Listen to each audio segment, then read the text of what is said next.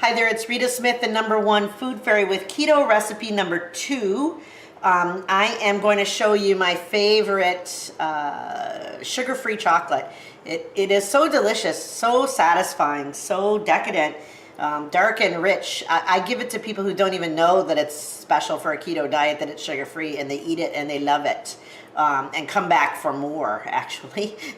When I used to keep it in my office, people would drop by just to say hi and see if I had any more chocolate.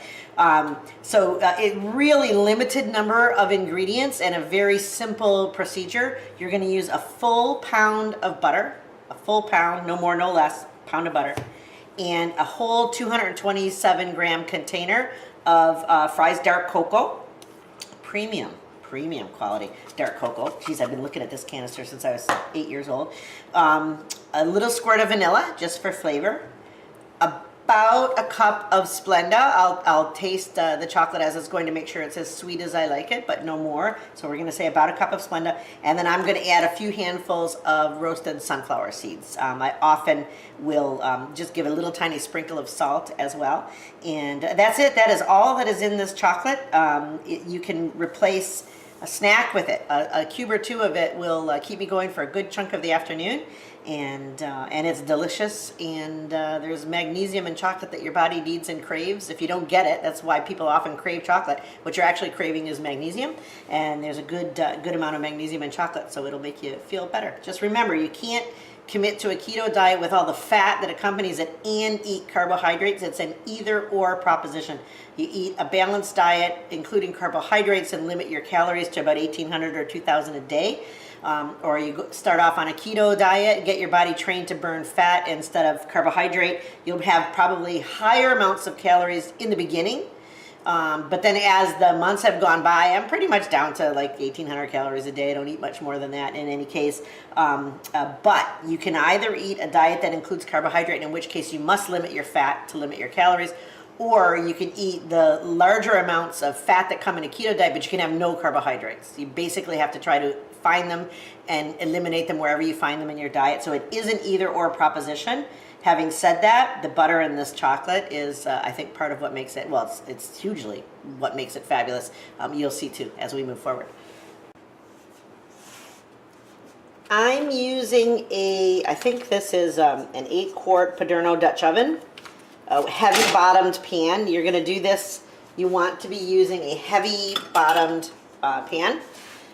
Preferably stainless steel, not aluminum. Aluminum reacts with lots of things and doesn't give you the effect you want. And I think chocolate is actually one of the things aluminum reacts with. So I know eggshells for sure.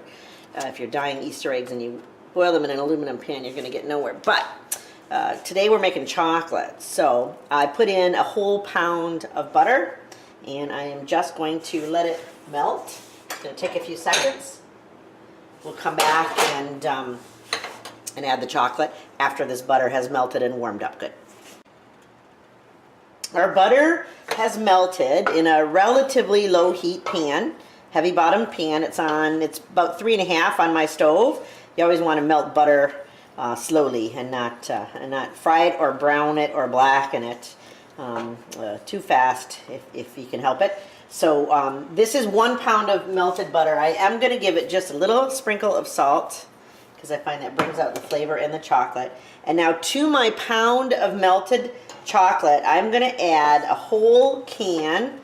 It's a 1-to-1, really easy recipe to remember. I'm going to add a whole can of Fry's premium quality dark cocoa. Okay, a product I have been using for my whole entire life. Okay, whole can, nothing left. Okay, I'm using the whole can. And I'm going to keep it at a low heat and essentially just stir this and work on getting the lumps out. It doesn't take long. Like, you're at this for a couple of minutes at the most. Okay. You want the cocoa to be nicely dissolved. You don't want it to feel grainy on your tongue when you're eating it after it's cooled. So we're going to do the best we can to get all those lumps out of the chocolate.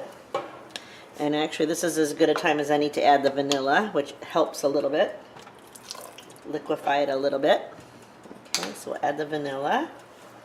Okay, and this should never come to boil. All this work should happen at this moderately low temperature that we're at. The chocolate is dissolving into the butter. Okay, and now I'm going to take, actually what I pre-measured was 3/4 of a cup of Splenda, whatever kind of bulk powdered sweetener you can purchase. In the United States, there's a no-name brand at Kroger's that is literally 1/3 the price of Splenda. I bought all that was on the shelf when I was there in August, and then I ran out, so now I'm back to buying Splenda, which is great, and I appreciate it, and I'm happy I can buy it in Canada. However, getting it for $5 instead of $14 was pretty cool. Okay, so it's going to take a little while longer for, now we want the Splenda also to dissolve into the butter.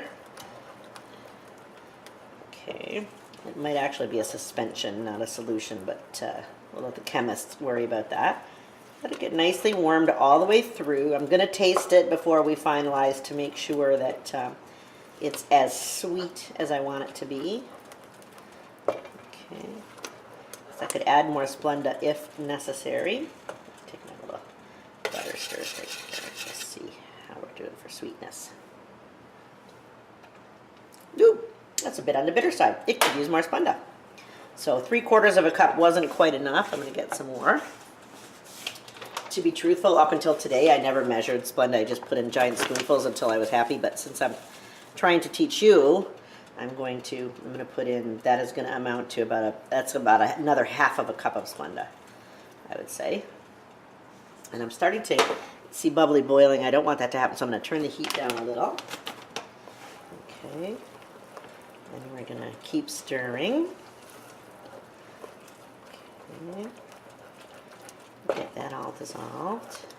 And then while that's incorporating, I'm going to add, I know people have commented and love this when I used slivered almonds. They're sliced almonds, that give it a nice texture and a nice almondy flavor. However, I don't have any almonds, but I do have sunflower seeds, which gives it almost the same bite, the same texture. And they're a lot less expensive too. So I'm going to add the sunflower seeds. I could add maybe even a little bit more than that. Okay. Yeah, I'm going to add a bit more than that. Okay.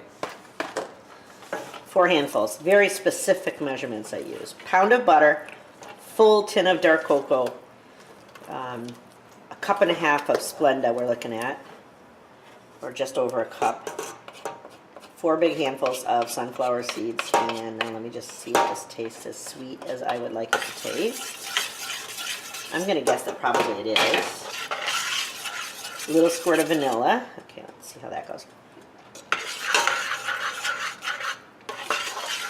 Okay, that's sweet enough. I don't want it to be any sweeter than that. It's dissolved enough. It's got that nice shiny sheen, which comes from the butter. It hasn't browned or caramelized or in any way overcooked. So I'm going to turn the burner off, and it'll begin the process of cooling. Okay. And I'm going to get the container. I have worked out for myself a perfect size container to tip this into and spread it out to make it the right size. I like the cubes not to be too big, so you don't want to put it in too deep of a container. But I'll let that cool for a second, and then I will show you how I tip it into the container, which I don't bother to butter or anything like that. It's there's enough butter in the chocolate to make it slippery, I think.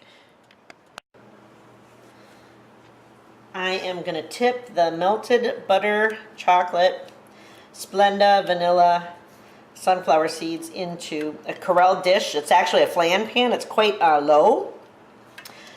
You could put this into like a 9x13 baking dish easily.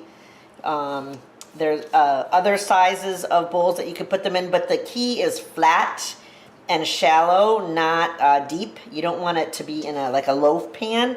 Not a loaf pan. That is not wide enough, because you want to be able to cut it into little cubes which are manageable, and the most amount of chocolate you can get out of a container and not big thick slices of it, which might crumble or might not travel very well. So I'm gonna see if I can get absolutely all of that out of there. That's about as good as it could get. Okay, this just about fills my flan pan at the right depth. Okay, and that is all the work that goes into this. This is it. I'm going to let it cool on the counter for a little bit, just so that the temperature change isn't too sudden. And then after I've let it cool on the counter, I'm going to toss it in the fridge, probably overnight. It'll be really firm and solid when I get to it tomorrow. And tomorrow I will take a nice sharp knife. I'll take a nice sharp knife tomorrow and cut it into like little 3/4 inch by 3/4 inch cubes, and put some into portion bags, Ziploc, like maybe 3 or 4 into Ziploc portion bags. I throw them in the glove box of my car. I put them in my backpack, in my lunch bag, wherever, and it's a really nice little bite of something sweet and with calories that you need to get you going with fat. Chocolate, no carbohydrates, no added carbohydrates. That's it. That's it for the chocolate, and I will show you at the end when we're cutting it how perfectly portioned and cubed and delicious it is. And this is easily enough to last me a week and more than a week. Depends on how much I give away to other people. I notice when I have this on my desk, a lot of people stop by to say hi, so I give away quite a fair bit of it. But on my own, this would last me well over a week, about 10 days, I think. And here's the final cubed up product, sliced out of the flan pan. You can see you don't want it to be too deep. You want it to be relatively flat so that they're not too huge, and you want them to come out as a chocolate square, not a chocolate bar. And then just a few cubed up in a portion bag in the fridge to get thrown wherever I'm going, and they're great to have on hand. Served to company, they won't even know they're sugar-free, but this is something that you can eat and you'll enjoy it on your keto diet. It's Rita Smith, #1 Food Fairy, saying goodbye and good luck on your keto diet. Send me notes and let me know how it's going. Let me know if you tried these recipes and if they're working out for you, and maybe you amended them in some way and made them better. I'd like to hear about that too. Okay, be confident in the kitchen. Take care.